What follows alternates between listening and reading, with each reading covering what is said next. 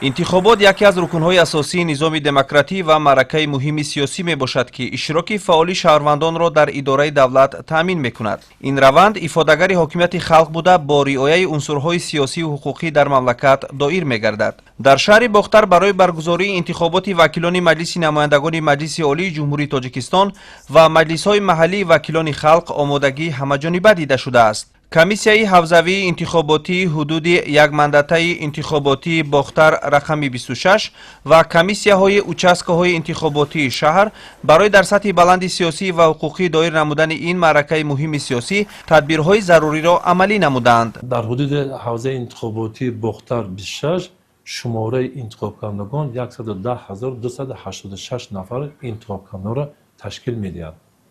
акнун ҳозир мо тамом участкаи интихоботиро аз ҳамин рӯз сар карда мо тамом участкаи интихоботиро бо қуттиҳои овоздиҳӣ таъмин кардем.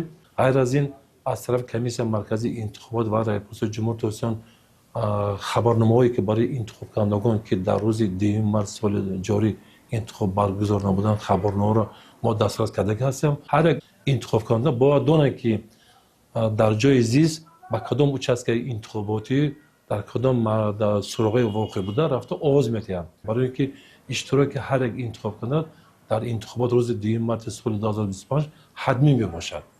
ҳавза ва участкаҳои интихоботии шаҳри бохтар мутобиқи қонуни конститутсионии ҷумҳурии тоҷикистон дар бораи интихоботи маҷлиси олии ҷумҳурии тоҷикистон, дар бораи интихоботи вакилон ба маҷлисҳои маҳаллии вакилони халқ ва дастурамали комиссияи марказии интихобот ва райпурсии кишвар фаъолият намуда тамоми чораҳоро баҳри баргузории интихоботи озоду шаффоф андешида истоданд.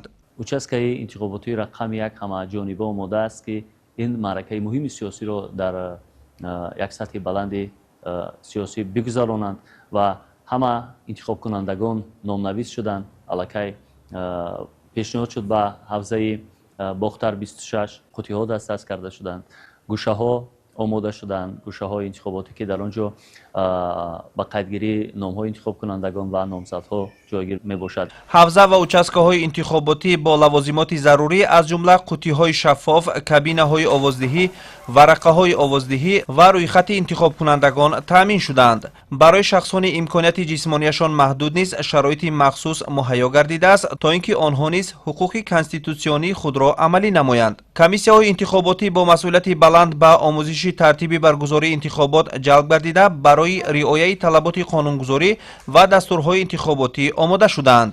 кабинае ки барои овоздиҳӣ ҳастанд пурра омода карда шудааст, аз ҷумла барои шахсоне ки имконияти маҳдуд доранд барои онҳо шароитҳо муҳайё карда шудааст ва барои аробатчиҳои махсус ки бояд вориди участка шаванд роҳҳои махсус ташкил карда шуда, аз ҷумла ҳуҷҷатҳову корҳои лозимае ки барои маъракаи сиёсӣ лозим аст дар сатҳи баланд омода шудааст. аз ҷумла боз утоқи махсуси модару кӯдак фаъолият дорад, бунгоҳи тиббӣ ҳаст ки барои шахсоне ки дар ҳолати омадан интихобот иштирок кардан, яъне кӯмаки тиббӣ лозим шавад, утоқи бунгоҳи тиббӣ ҳам омода шудааст. бо мақсади баланд бардоштани сатҳи огоҳии шаҳрвандон ва таъмини иштироки фаъоли онҳо дар маъракаи интихоботӣ дар кӯчаи марказии шаҳри бохтар, дар ҳудуди участкаҳои интихоботӣ ва дигар ҷойҳои ҷамъиятии серодам шиёру овезаҳои иттилоотӣ насб карда шуданд. инчунин барои шаҳрвандон маводи иттилоотӣ оид ба тартиби овоздиҳӣ ва ҳуқуқу ӯҳдадориҳои интихобкунандагон таҳия ва паҳн карда шудааст, то ин ки интихобот ҳамчун маъракаи муҳими сиёсӣ шаффоф, озод ва мувофиқ ба талаботи қонунгузории ҷумҳурии тоҷикистон баргузор гардад. амонулло бахтиёрзода, абдурозиқ раҳмон барои барномаи иттилоотии ахбор.